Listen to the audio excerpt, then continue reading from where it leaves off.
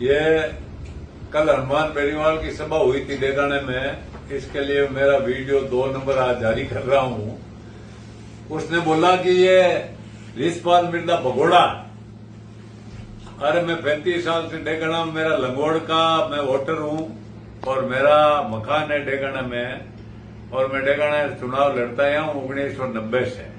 मैं कैसे भगोड़ा हो गया? भगोड़ा तो तू है, और तेरा गांव है उसमें, बंड गांव किसमें है? नागौर कॉन्स्टिट्यूंसी में। और तू चुनाव लड़ता है खींवसर में, भगोड़ा तो तू है। और एमपी चुनाव में तू हनुमान बेनीवाल जब गठबंधन करके वहां पीसी करके सीधा मेरे घर आया था और मेरी घरवाली के पैर पकड़ के बैठा था कि जब तक आशीर्वाद नहीं मिलेगा तब तक उठ के नहीं जाऊंगा, मेरी मदद करो। और तेरी मदद की हमने, इसके कारण तू बीजेपी से गठबंधन हो गया, जब जिंदा रह गया नागौर जिले में। नहीं तो अब की बार तेरे को पता चलेगा चुनाव क्या होता है। अब जब बोलने की बारी आती है तो 302 की बात तो नहीं कहते आप लोगों को कि भाई रिछपाल मिर्जा ने मेरे को बचाया था 302 के मुकदमे से, ये बात तो नहीं बोलते हो। मैं उस समय सावरलाल जी, मैं गए थे डीजी साहब के पास, शांतनु कुमार जी के पास, भैरव सिंह जी नेता प्रतिपक्ष थे, अशोक जी गहलोत साहब चीफ मिनिस्टर थे। तेरे को 302 में से निकलवाया जब तू चुनाव लड़ने काबिल हुआ। और तू बोलता आरएलपी ये नेता बनाने की फैक्ट्री है। आरएलपी सिर्फ और सिर्फ नौजवानों को मुकदमे लगवाने की फैक्ट्री है तेरे पास, और अनैतिक काम, अवैध धंधे, अवैध कार्यों की फैक्ट्री है तेरे पास, और कुछ नहीं तेरे पास। और ये जगदीश बिडिया सर जो तेरे खास व्यक्ति थे, उनके ऊपर तूने मुकदमे करवाए झूठे और उनको फंसाया। तू जनता का ये दबाकर उनको उनके पक्ष में रख सकता है क्या तेरे पास? इसलिए तू जो बातें कहेगा उस हर एक बात का जवाब रिछपाल मिर्जा तेरे को देगा। और मैं जाट समाज में हर जगह जाऊंगा और जाट समाज के लोगों से कहूंगा कि तू ऐसे काम करता है। डंगाबाज में बद्रीकांड क्यों हुआ भाई? सारे लोगों को तू ले गया था वहां रिया में, और ये कांड हुआ है डंगाबाज का, एक लड़का नौजवान मर गया और तेरी वजह से मरा। और कितने लोगों को मरवाएगा हनुमान बेनीवाल, ये ध्यान कर। और अब की बार जो भी बात तू कहे मन से कहना, मैं उसका जवाब देने के लिए तैयार हूं। मैं डरने वाला नहीं हूं।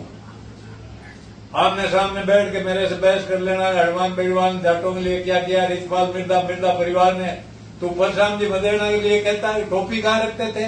कितनी ऊंची बात करता है। टोपी वो सर पे रखते थे और कहां रखते थे? अब की बार राजस्थान के जाट तेरे को देख रहे हैं, और भाई जितने भी जाट है राजस्थान में सबके यहाँ जाऊंगा कि भाई ये तेजाजी से बड़ा नेता है, इसका फैसला आप करो। और जहां कहीं जाटों की मीटिंग होगी वहां रिछपाल मिर्जा जाएगा, हनुमान बेनीवाल तो आ जाना मेरे सामने, आमने सामने वहां बहस करेंगे। धन्यवाद। मेरा इलाका पड़ा, आ जाओ लड़ लो। वहां पे तो रोज कहता हूं लड़ो आप, कि पिछली बार हम लड़े नहीं थे, किसी की मदद कर दी थी, इसलिए आप चिंता नहीं करें हनुमान जी। 23 में डेगाना उतना ही मजबूत है जितना खींवसर विधानसभा है। डेगाना से भी आरएलपी का विधायक जिता के भेजेंगे। अब की बार ये तो तय है कि डेगाना में आरएलपी चुनाव लड़ेगी पूरी मजबूती से।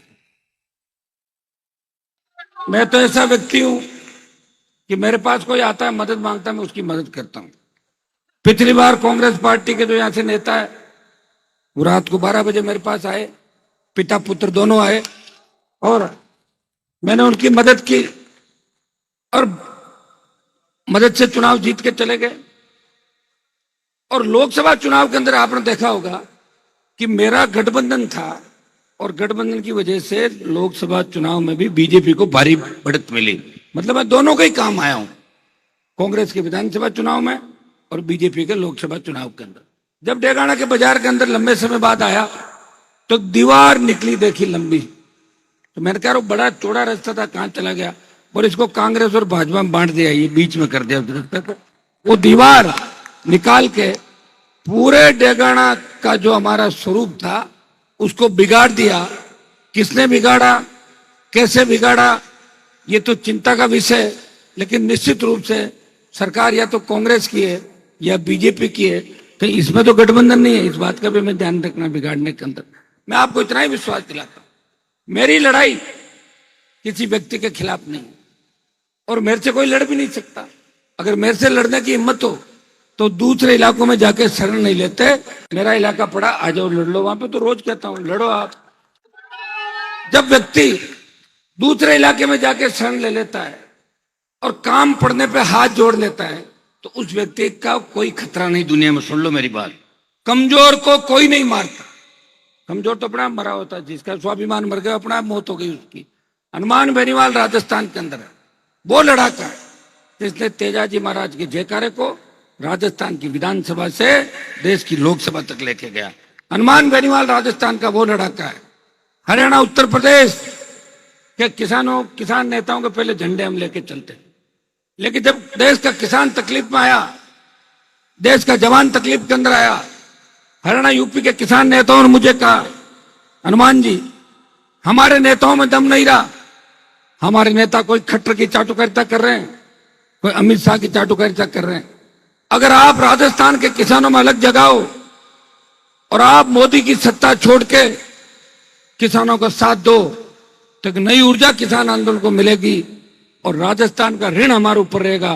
भाइयों, राजस्थान के सम्मान के लिए, जिले के सम्मान के लिए मोदी की परोसी हुई थाली के ठोकर मार के एनडीए छोड़ के 70 दिन किसानों के साथ खड़ा रहा। नागौर का सांसद था जिसने किसान कौम के सम्मान की लड़ाई लड़ी।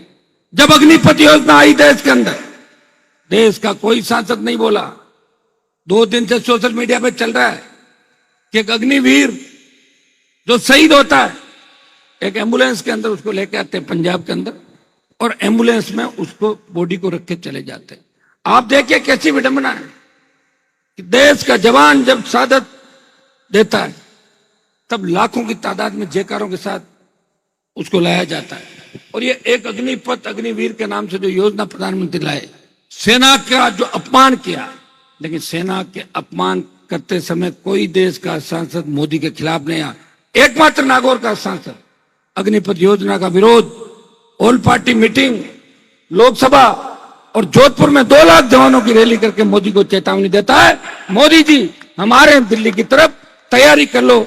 उसका परिणाम यह होता है कि पहले अग्निवीर 25% रखना और 75 वापस भेजने की बात थी। अब यह बात हो गई कि 50% अग्निवीर है वो सेना में रखेंगे, 50 वापस भेजेंगे। अगर आप एक जोरदार ललकार हुंकार दिल्ली की तरफ भरोगे, वो दिन दूर नहीं जब पूर्व की भांति सेना भर्ती रैलियां भी होगी और हमारे किसान कौम के बच्चों ने जो देश की रखवाली की। आज देश का इतिहास किसान कौम के संघर्ष से भरा पड़ा है। सबसे ज्यादा शहादत हमारे बच्चों ने दी, लेकिन कोई धनीधोरी नहीं। 1952 से लेकर आज दिल्ली का मंत्रिमंडल देखें, पहला मंत्रिमंडल है जिसमें हमारा कोई कैबिनेट मंत्री नहीं है। इस राजस्थान के अंदर देखें, वोट हमारा, मुख्यमंत्री दूसरे बन जाते हैं। और क्यों नहीं बनेंगे? हमारे नेताओं की सोच ही नहीं। हमारे नेताओं की सोच एक ही है कि कोई सीमेंट कंपनी आए उसकी दलाली कैसे करें, कोई दूसरा काम आए व्यापार कैसे करें।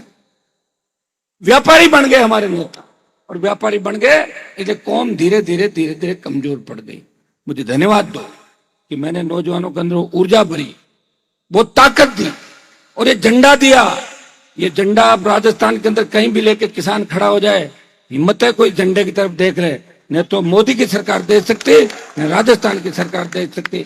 जिस तरह लाल झंडी दिखाने से रेल रुक जाती है, आरएलपी का झंडा दिखाने से सरकारें रुक जाती है राजस्थान के अंदर।